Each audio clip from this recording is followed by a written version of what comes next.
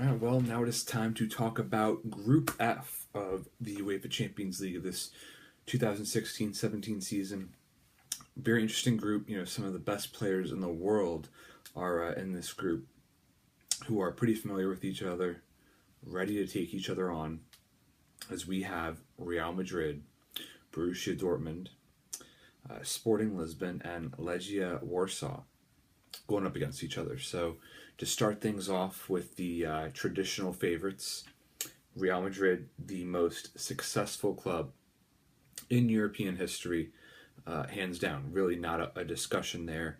They won their 11th Champions League title last season, beating Atletico Madrid for the second time in 3 years, really playing world-class football at Real Madrid has become a way of life. They just win year after year after year. I mean, they have the finances to go up against anyone. And, it's a club that's been led by Cristiano Ronaldo for such a long time now. And, he is a big question mark. We're not really sure when he'll be back to really full fitness. He got injured in the Euro final, and his theatrics on the sideline probably did nothing to make his situation better. So with him, slowing down, he's not really making quite as many runs as he used to.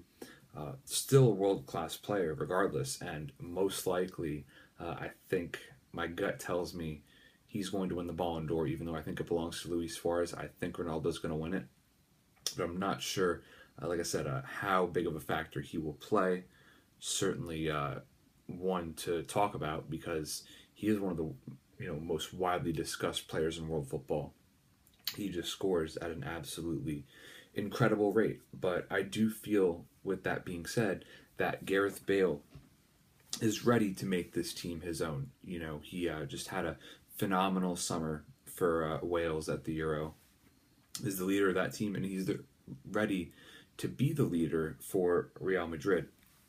His pace, his skill set, his mentality are all absolute top-notch, and I think we're going to really look at this season as the season in which we kind of had a changing of the guard, if you will, from it being Ronaldo's team to Gareth Bale's, although Ronaldo's not going to let go of that crown lightly by any means.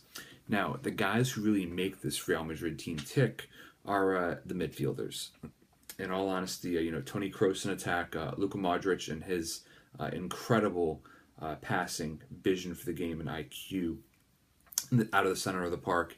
And then Casemiro, it was just absolutely immense in the Champions League final. I was so impressed by what I saw out of him. Truly one of the best holding mids in the world. Phenomenal player. Great ball winner, great mentality. He really, really wants it. And so, all these guys that I'm mentioning, not much of a Spanish presence of the names I first started off with, but it is not to say that this is a team without Spaniards. They still have their Spanish captain, Sergio Ramos, who has played so much center back and fullback over the years, so versatile defensively, has always offered a lot in attack, very high quality player, of course, even as he continues to age. And, going along with, Carvajal, Isco, and now Alvaro Morata, after his stay on Juventus, he has returned to Real Madrid. So it'll be very interesting to see how the minutes are distributed between Morata and, of course, Karim Benzema, because Benzema is not going to want to relent on his name being one of the first in the team sheet. So that'll be a very interesting competitive situation to get the striker spot. And it's worth also mentioning, considering that they got Morata back, that it's a really interesting situation with Real Madrid and their transfer ban. They've been handed a 2-year ban. Of course, they fought it, they appealed it, and recently just lost it. So I'm sure they will go to the Court of Arbitration for Sport to appeal it. But that could really play on the minds of the players. Guys perhaps thinking that their spot is going to be safe because they can't bring anybody in. And other guys worrying about the future of the club because they can't bring in reinforcements. So I think that ban, until it gets fully resolved, is going to negatively impact Real Madrid. So looking at the German squad in this group, Borussia Dortmund, I'm going to start off by talking about who they brought in, because I really think they might have had the best summer out of any club in the summer transfer window in all of Europe, truly.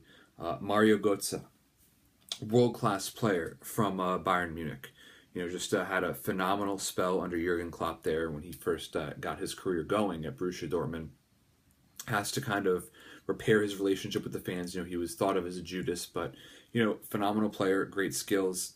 But I do feel like sometimes scoring the World Cup winner was one of the worst things that could have happened to his career, because he just hasn't been the same player since then. Initially he kind of kept that going, had a good run with Bayern Munich going on through the World Cup, but Guardiola was sick of him. He was done with him, and Ancelotti made it clear that he had no future at the club either. So he was pretty much forced into leaving Bayern Munich. So it'll be interesting to see how he does under now the tutelage of a new coach, Thomas Tuchel, who is obviously respected because of the players he was able to bring in addition to Götze.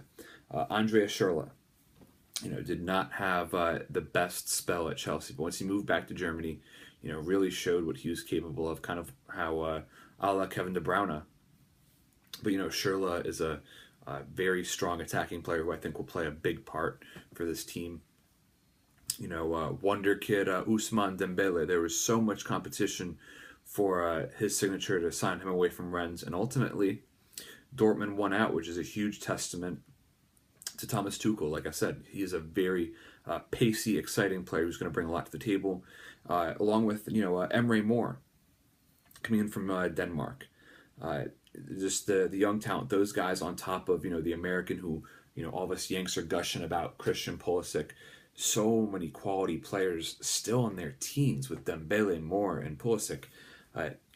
There's a youth movement going on at Dortmund, but at the same time, they still boast a absolute wealth of experience. Their best player, in my opinion, Marco Rolls-Royce. He has been a world-class player for several years now.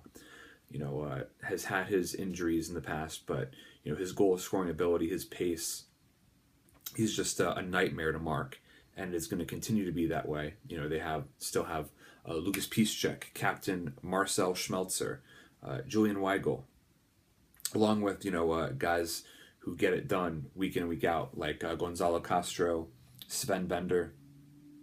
It's just a tremendous experience at the club. But the name that I haven't mentioned yet is the most dangerous player in the side, probably the most exciting, Pierre-Emerick Aubameyang. Won the Golden Boot last season, or I should say, won the top scorer last season at Borussia Dortmund, narrowly edging out Lewandowski of Bayern Munich. Pierre-Emerick Aubameyang is a world-class striker. He proved that last year with his incredible strike rate. Just bangs in goals after goals of all kinds of varieties.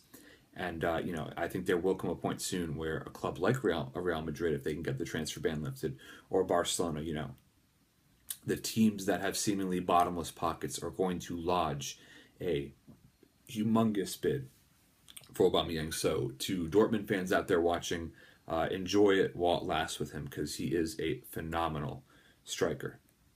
Now looking at the Portuguese squad, Sporting Lisbon, they are led by a experienced, accomplished Portuguese presence with their captain and vice captain. Captain Adrian Silva has played at the club in the first team since 2007 and has been a part of Sporting Lisbon. He's been at the club as a youth player at least since 2002, and in addition they have William Carvalho. Carvalho is a very, very strong player, great at winning the ball, great presence. He was a regular for Portugal as well as part of the 2016 Euro winning side. So two players right there who were crucial to both their club and country. And what makes this club, though, interesting in terms of this season, in particular in the Champions League, is they figure to lean more heavily on their loanees, the guys who have joined the club on loan temporarily, than perhaps any other club in this competition.